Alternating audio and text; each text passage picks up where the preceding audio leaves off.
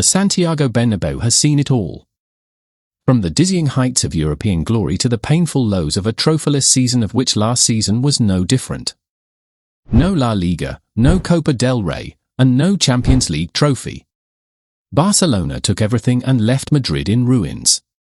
The old guard was exposed. Kylian Mbappé, who was supposed to be their new talisman, looked lost at the beginning of the season, and the club was searching for an identity, but to no avail. Then, a new chapter began right before the Club World Cup. The man who achieved the impossible, taking Bayer Leverkusen to their first ever Bundesliga title and shattering Bayern Munich's decade-long dynasty, arrived.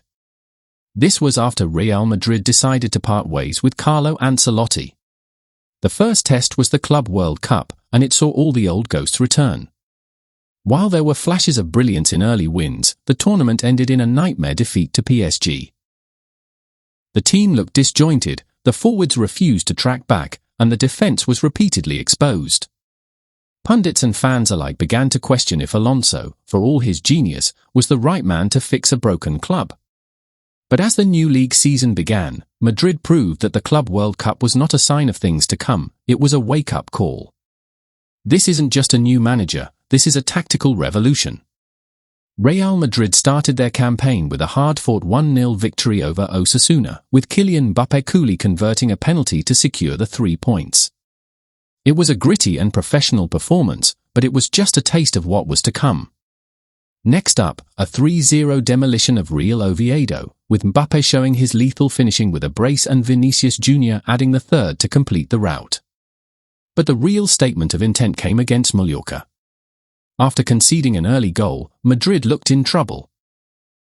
The old Madrid might have folded, but this new team, infused with Alonso's mentality, fought back. They completed a brilliant comeback with goals from Arda Güler and Vinicius Jr., proving they have the grit and character to win even when they aren't at their best.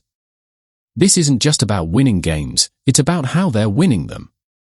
Under Alonso, this isn't the Real Madrid that relied on individual moments of magic, this is a high-pressing, fast-transitioning machine that is designed to suffocate opponents.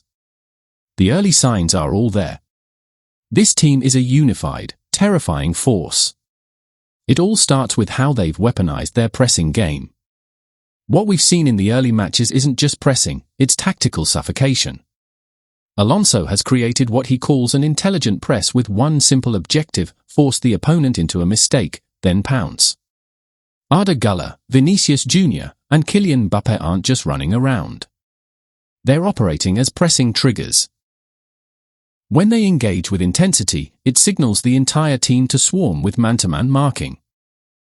The result, opponents are forced to launch desperate long balls, which the backline, anchored by the likes of Dean Huijsen and Antonio Rudiger, consistently win.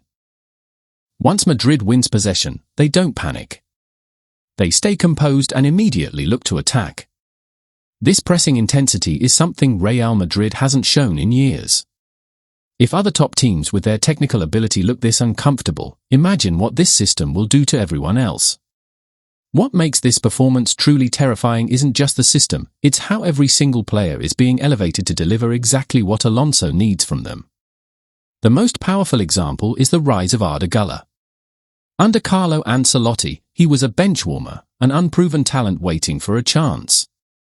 Under Xabi Alonso, he has been reborn, starting all 3 of the opening league games and becoming a crucial cog in the midfield. His importance was on full display against Mallorca, where he scored the crucial equalizer. With 1 assist and 1 goal already to his name, Güler is no longer just a prospect, he is a key player, a metronome who dictates tempo of the game and links defense to attack with a vision few others possess.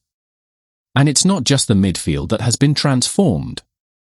For years, Madrid's defense was their weak point. But this season, it has become a fortress, a direct result of the new signings settling in perfectly.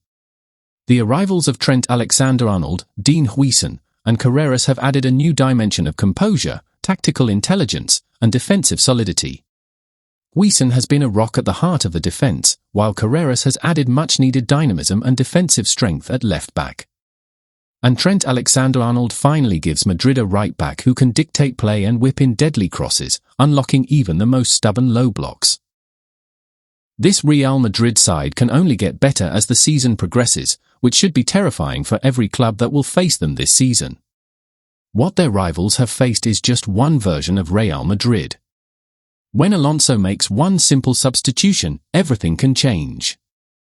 Brahim Diaz coming on for a few minutes can reveal something frightening. Real Madrid has multiple tactical weapons, and this depth makes them completely unpredictable. They can play with false nines, traditional strikers, fluid front threes, or this new system with Mbappé as the connector. Their rivals will face one version, but Alonso can simply change the system mid-game and present a completely different threat.